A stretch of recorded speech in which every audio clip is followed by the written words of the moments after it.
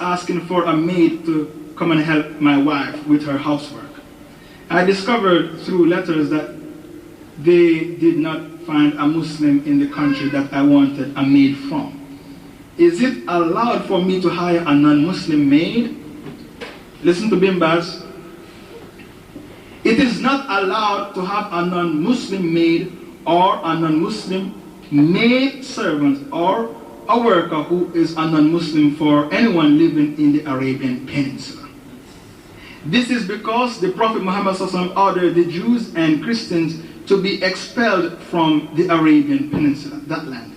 He ordered that only Muslims should be left there, meaning Saudi Arabia, Kuwait, Qatar, Oman, Bahrain, Yemen. All these are the Arabian Peninsula. The Prophet said that they should be expelled, and when Omar became caliph, he expelled them to Iraq. He decreed upon his death that all polytheists must be expelled from the Arabian Peninsula.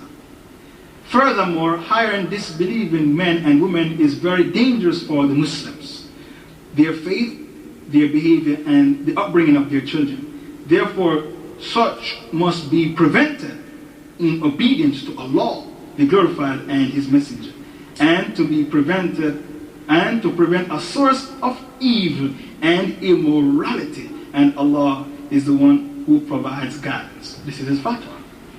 So if you, in this fatwa, did not allow a man to bring one woman, a maid, to work in his house to help his wife, why did you bring 500,000 American troops with your fatwa in the Arabian Peninsula?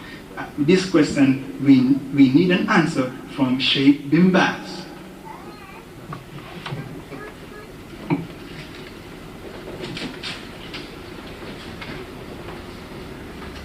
One of the 7 conditions of Shahada, the salafis, they are spiritual secularists. There are 2 types of secularists. The political secularists like John Major, like Margaret Thatcher, and so on and so forth.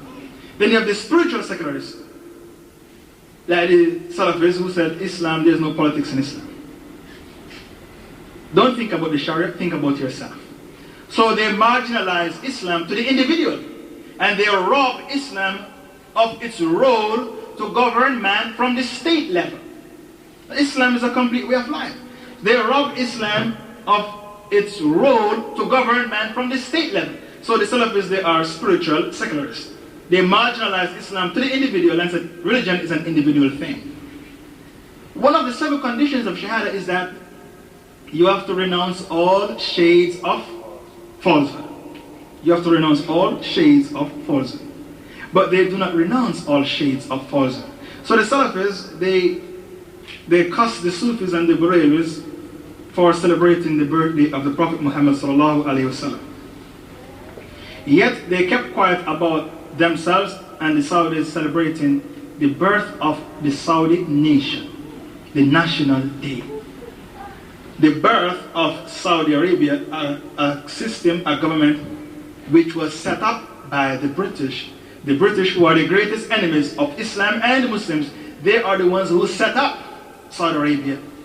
They are the ones who formulated the government of Saudi Arabia. They are behind the kingship of Saudi Arabia. Saudi Arabia is a puppet government governed by the British. So you celebrate the National Day of Saudi Arabia, the birth of an infidelic government. You celebrate it. Yet you curse the Barelvis and the Sufis for celebrating the birthday of the Prophet. Why do you condemn one kufr and justify another kufr? Why? Because you are a hypocrite. Also, they curse the Barelvis and the Sufis for making dua to those who are inside the grave. They say shirk. Alhamdulillah, it is shirk. The shirk, but the shirk of Hakimiyya, the shirk of governance in which a leader dumps the Sharia, Quran and Sunnah behind his back and govern the people with his evil and corrupted desires, they justify that shirk. So they do not condemn all types of falsehood. They are insincere to their Shahada. If you want to be sincere to Allah, you need to condemn all types of falsehood. Their implementation of the Sharia is only on poor people. For example, when I was in Saudi Arabia for the 8 years I studied there, I've seen many heads get cut. I've seen heads get cut for zina, adultery. And I've seen hands get cut for stealing. And I've seen heads get cut for smuggling heroin in the country. Because my house was only 5 minutes from where they used to cut the heads. And one of my sheikhs used to give speeches in that masjid. His name is Ibn Jibreen. But the people who smuggle the drugs and they cut their heads was only Pakistanis. But the biggest drug smugglers in Saudi Arabia are the princess and the princes. The prince and the princesses. Because when they enter the airport, you can search him because he's a prince and his passport is special. So because they enjoy that special treatment, they are the biggest drug smugglers in Saudi Arabia, yet I have never seen the head of a prince get cut there. So their implementation of the Sharia is only on poor people. And as I said before, they claim that anyone who demands the implementation of the Sharia, which is Allah's right, they brand him a Khawarij. So according to them, Safar Hawali and Salman al-Awda, they are Khawarij, and they had no right to criticize the leader. They should have taken the leader by the hand and speak to him with kind words behind closed doors.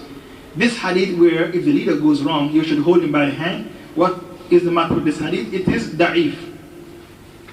Secondly, even if the hadith was strong, the leader who you hold by the hand and advise him with kind words is the leader who implements the Sharia. The leader who governs with the Sharia, and during the process of governing with the Sharia, he makes a few mistakes. So because you know that he's sincere, you hold him by the hand and counsel him, advise him behind closed doors in secrecy. But a leader like Hosni Mubarak who kills Muslims, he's a butcher, or King Fahad who does worse than killing them, throw them in prison and throw away the key because they hate the Sharia, you don't hold such a leader by the hand. You are supposed to show that leader your Kalashnikov.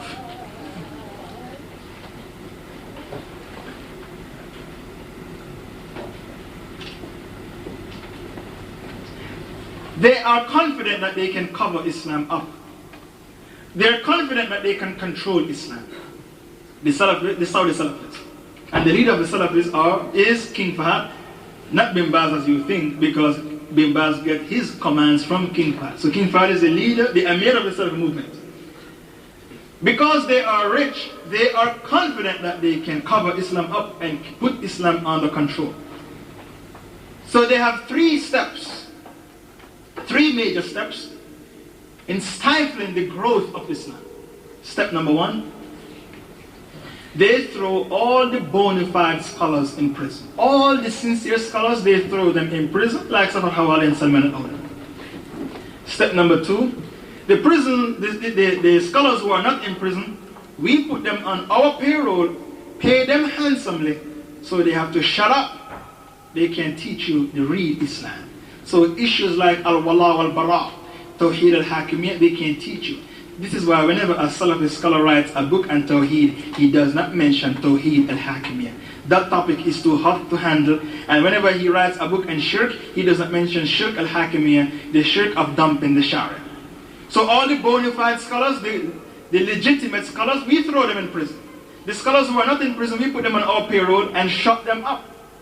Step number three, we control the book market. So all these books that you see in the UK, all these books, these beautiful books that the people go crazy over because of the cover, we have the money to print them. We have the petrodollars behind us to print them. So we control the book market. Al-Hidayah. They call themselves Al-Hidayah, but they are Ad-Dalala. And when you see their tapes, very beautiful, but inside of it is nothing but garbage. So we control the book market. So we feed you all the bookshops in the USA, the UK, the Caribbean. We control it. So we feed you with the Islam that we want you to know. The same way the Jews control the media, we control the Islamic book market. So this is their methodology of stifling the growth of true Islam. They use these fancy books to preach false Islam.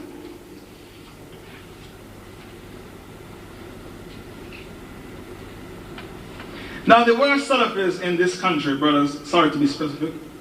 I know you may not like this statement, but I have to be specific. The worst salafis in this country are those of South London.